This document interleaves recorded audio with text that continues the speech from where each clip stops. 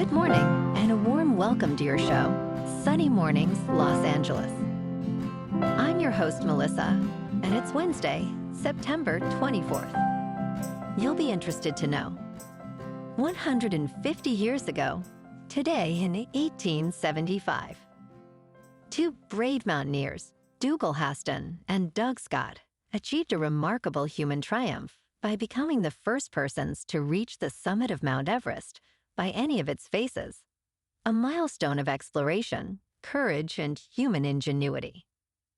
This inspiring ascent on the southwestern face of the world's highest mountain stands as a testament to perseverance, teamwork, and the boundless spirit of discovery, celebrating human achievement in the most majestic of natural arenas. So now you know. And now, it's time for the Surf Report. This morning, it's looking clean with waves at 2 to 3 feet. Conditions will shift to fair by late morning and then become choppy by early afternoon as the wind picks up to onshore at 7 miles per hour. Expect continued choppy conditions through the rest of the day, with winds reaching 11 miles per hour by mid-afternoon. Best time to ride is at 8 a.m., with the 4-foot incoming mid-tide, when the southwest swell is 1.5 feet at 14 seconds, and the onshore wind is 4 miles per hour. The first high tide on Wednesday will be 5.5 feet, just before 11 a.m., followed by a half-foot low tide just after 5:30. The nearshore buoy at Santa Monica Pier reads 69 degrees for the water temperature. Conditions are clean with waves around 2+ feet on Thursday, ideal for a relaxed session. Friday sees a slight drop to 1 to 2 feet, with fair conditions but choppy surf by midday. Saturday brings a steady increase to 2 to 3 feet, with choppy conditions early, improving to clean faces by evening. This morning, it's partly sunny, and it feels like 72 degrees with no wind. The sunset will take place at 6:47, and it will rise again tomorrow at 6:44. Looking ahead in the weather. Thursday starts with patchy fog before 11 a.m., then becomes mostly sunny with a high near 71 and a southwest wind up to 15 miles per hour, gusting to 20. Patchy fog returns each night after 11 p.m. with lows in the mid-60s, and the weekend stays mostly cloudy Saturday before improving to mostly sunny Sunday with highs around 70 to 71. Bonjour, food enthusiasts. This podcast is brought to you by Versailles Cafe and Pastries in Encinitas. Nestled on El Camino Real South, just north of Encinitas Boulevard, this cafe is a haven for culinary delights. Indulge in their amazing Eggs Benedict or their gluten-free crepes. You can grab a panini for lunch or just breeze on through to get your morning coffee. They are open every day from 8 to 5. So stop on by and don't forget to tell them Sunny Morning sent you. In local news, California's marijuana industry is receiving a much-needed break with a new law that delays a tax increase, signed by Governor Gavin Newsom on Monday, allowing the cannabis excise tax to temporarily revert to 15% until 2028. This decision aims to support dispensaries struggling against an overwhelming illicit market since marijuana was legalized almost 10 years ago. While some nonprofits are concerned about the impact on funding for essential services, others believe that rolling back the tax will help keep the legal market competitive. As of now, legal sales account for only about 40% of all weed consumption in the state.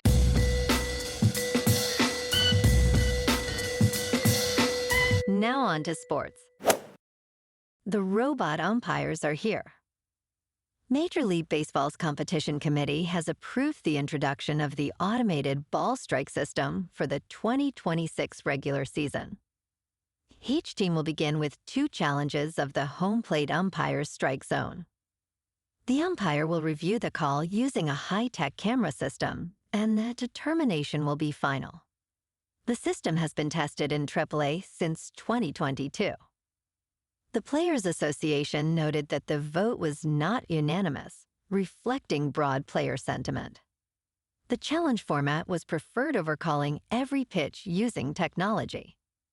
Commissioner Rob Manfred emphasized the balance between umpire integrity and correcting missed calls.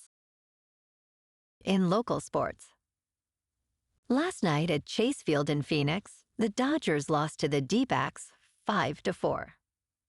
Torres Scott took the loss while Thompson earned the win and Delgado got the save for Arizona. Hernandez homered in the second, and Rortvedt's seventh-inning homer brought the Dodgers close. Perdomo's game-winning single in the ninth sealed the Dodgers' fate. They finished with 5 hits, 0 errors, and left 3 runners on base. The Dodgers' record is now 88-69. Tonight, the Dodgers clash again with the D-backs at Chase Field in Phoenix for Game 2 of this 3-game series. Blake Snell is 5-4 with a 2.44 earned run average, facing Ryne Nelson, who is 7-3 with a 3.34.